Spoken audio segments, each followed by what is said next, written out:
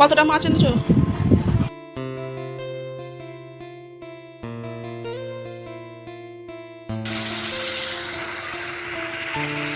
Hello everyone, আসসালামু আলাইকুম।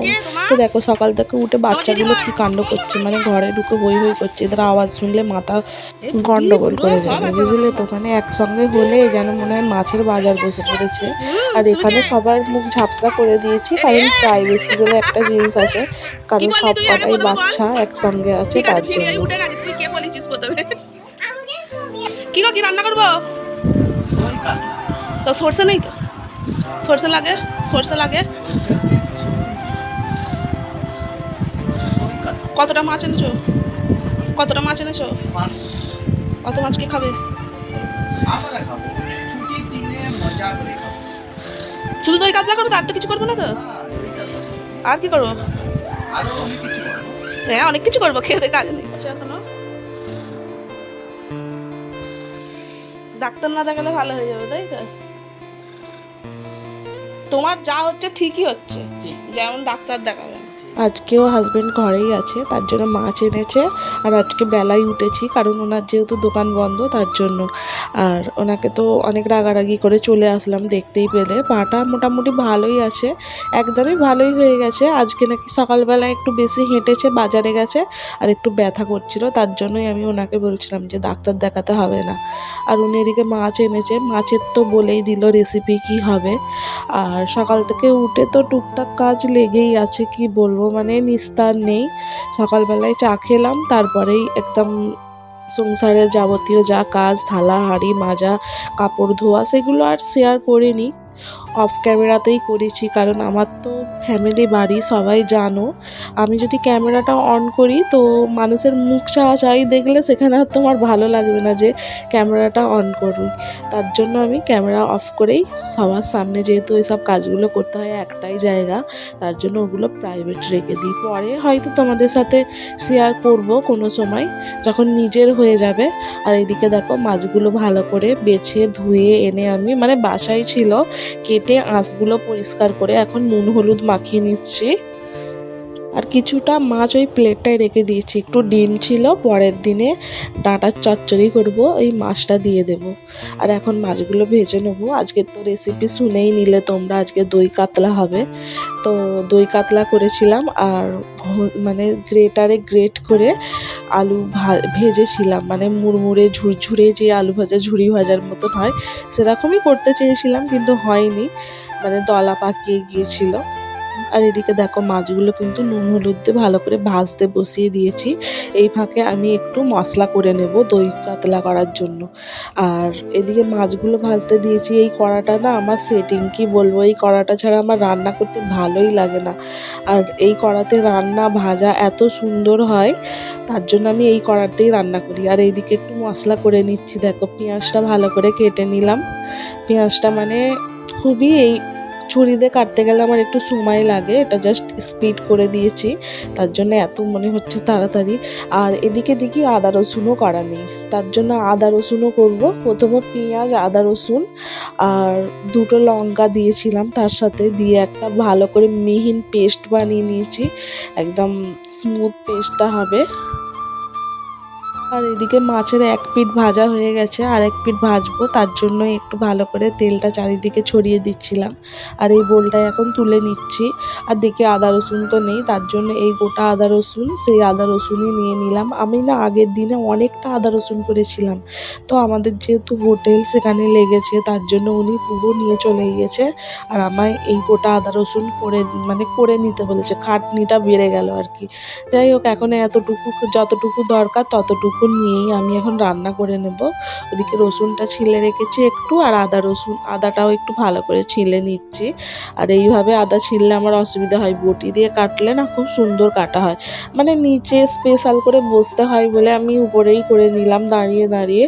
আর এখন এটা আমি মিক্সিতে, মানে মিক্সির ছোট বাটিটাই দেবো, জারটাই দিয়ে এটাকে ভালো করে একটা মিহিন পেস্ট বানাবো।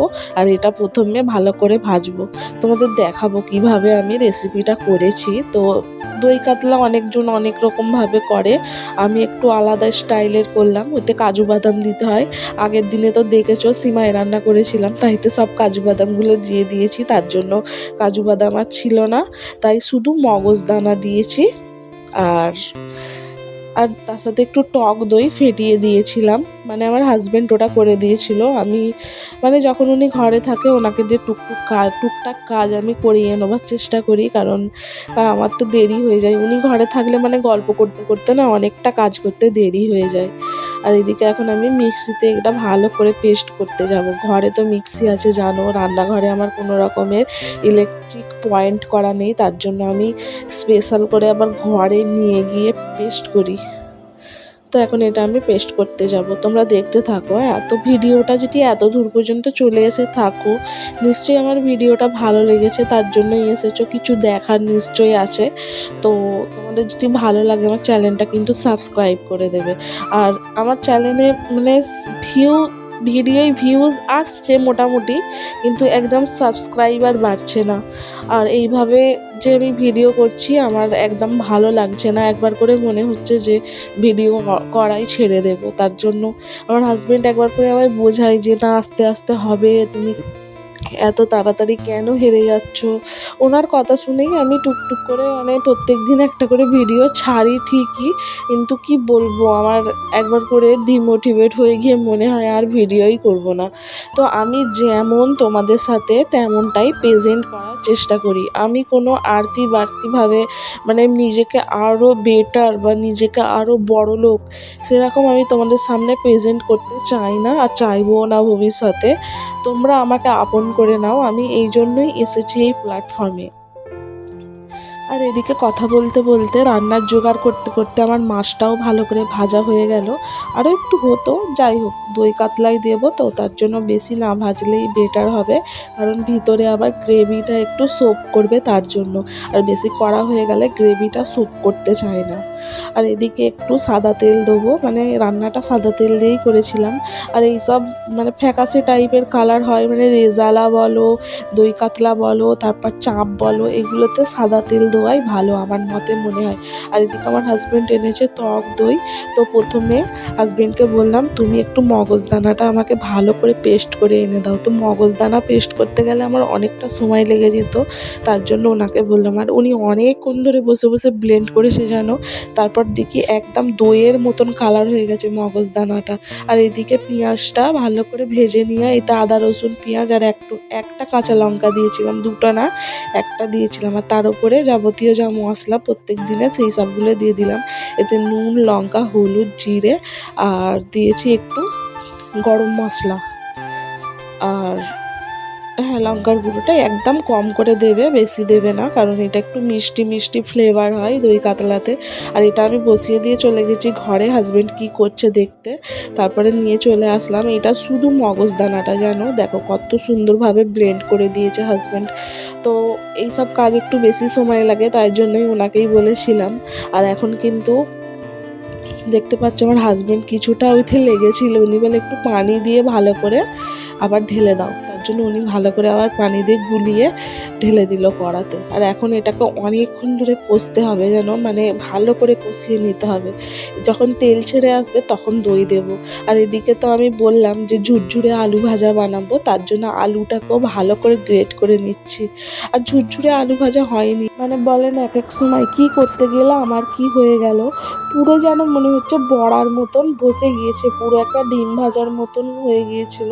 তারপরে সেটাকে আরও ভালো করে ফ্রাই করেছি, আর কুড়মুড়ে হয়ে গিয়েছিলো, আর নুনটা একটু বেশি করে গিয়েছিলো, তাই হাজব্যান্ড বললো ঠিকই আছে, ভাতের সাথে খেলে খুব একটা নুন লাগবে না। আর এখানে এগুলো ভালো করে ধুয়ে মানে নিগড়ে নিতে হবে, পানিটা যেন না থাকে। এটা যে একটা সুতি কাপড়ে ছড়িয়ে ভালো করে পানিটা সোপ করে নিতাম, আরও ভালো ভাজা হতো। মানে গায়ে পানি লেগে থাকলে না এটা কড়াই লেগে যায়, তার জন্য।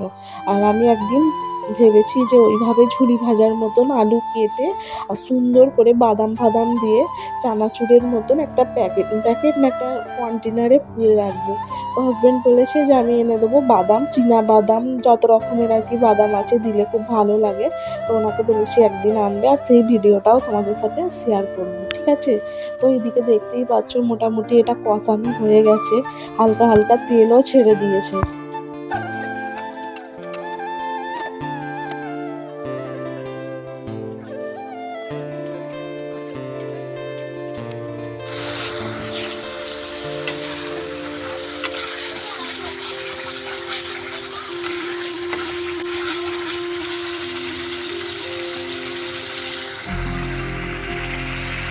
আর এদিকে তেল ছেড়ে দিয়েছে, সামান্য একটুখানি পানি দিয়েছিলাম, না হলে একদম গ্রেভিটা না মানে একদম ঘন হয়ে গেছিলো, তার জন্য। আর গ্রেভিটা দিয়েই তো খাবে তার জন্য। তবুও না এটা বসে গিয়েছিলো যেন, যখন খেতে যাচ্ছি দেখি পুরো একদম ঘন হয়ে বসে গেছে। যাই হোক, এক মানে দুবার খাওয়ার মতন তো রান্না করিনি, এটা একবার খাওয়ার মতন রান্না করেছি, তাই একটু মাছ বেঁচে গিয়েছিল, সেটা হাজব্যান্ড রাত্রিবেলায় খেয়েছিল।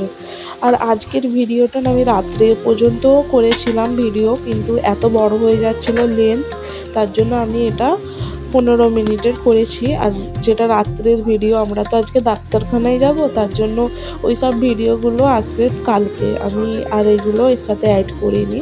তো কালকের ভিডিওর সাথে মানে রাত থেকে সকাল থেকে দুপুর পর্যন্ত কি করেছি সেই ভিডিওগুলো কালকে তোমরা দেখতে পাবে। আর এদিকে কিন্তু একটু ঘি দিয়ে দিলাম, এটা বাটার দেয় কিন্তু এখন এই মুহূর্তে বাটার ছিল না, তার জন্য দিলাম ঘি। আর এদিকে হয়ে গেছে এটা, এটা নামিয়ে নেব। আর এদিকে আলু ভাজাটা বসিয়ে দিয়েছিলাম। তারপর আলুটা ভাজতে ভাজতে না আমার একটা ভাসুরজি আছে, মানে সে এসে আমার সাথে কথা বলছিল, তো ওর সাথে কথা বলছিলাম, তাই শেষ পর্যন্ত আর আলু ভাজাটা কেমন হয়েছে তোমাদের সাথে মানে শেয়ার করতে পারলাম না, আমি ভুলে গিয়েছিলাম। তারপরে এখানে আমি গোসল করে চলে এসেছি, হাজব্যান্ড আমি আর আমার মেয়ে খাবো এখন। তো এখন ভাত বাড়ছি, এখানে তো অনেক কথা বলছে, তো এই কথাগুলোই তোমরা শোনো। এখন তো আপাতত আমার ভয়েস বন্ধ।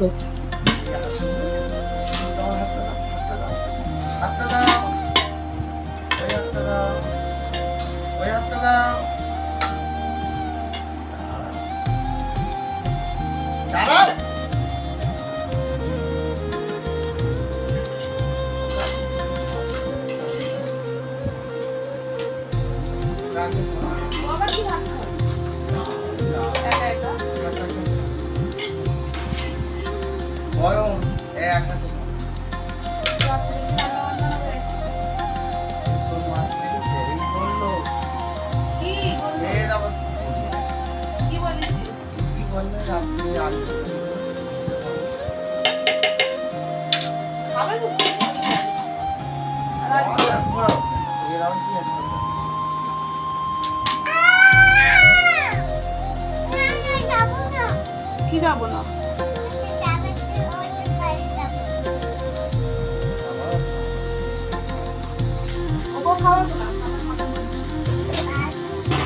না না, এখন তো আসুন যাবে না, খাবে না।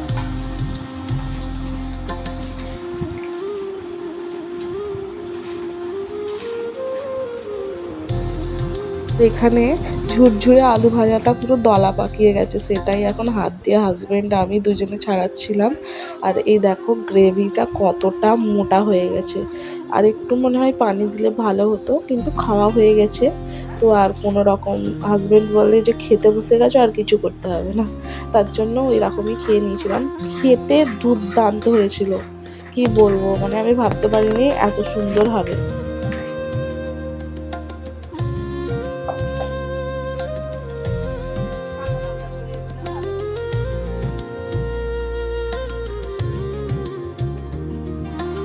আর এখানে আমি নিজের থালাটা সাজিয়ে নিয়েছি, ঝুরঝুরে আলু ভাজা দলা পাকানো, আর এদিকটায় আছে মাছের মানে দই দই কাতলাটা আর কি।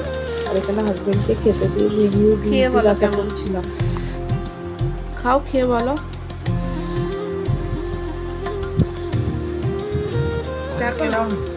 কেমন? হ্যাঁ, তুমি টেস্ট করে বলো না। তুমি বলো।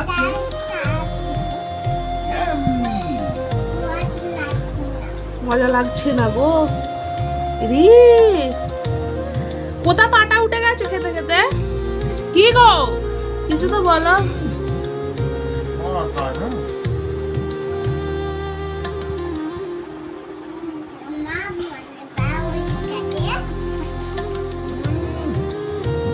নাটক করতেছে, সত্যিকারের নয়, মিছি মিছি। অসাধারণ অসাধারণ। কি কম হয়েছে বলো? কিচ্ছু কম হবে না।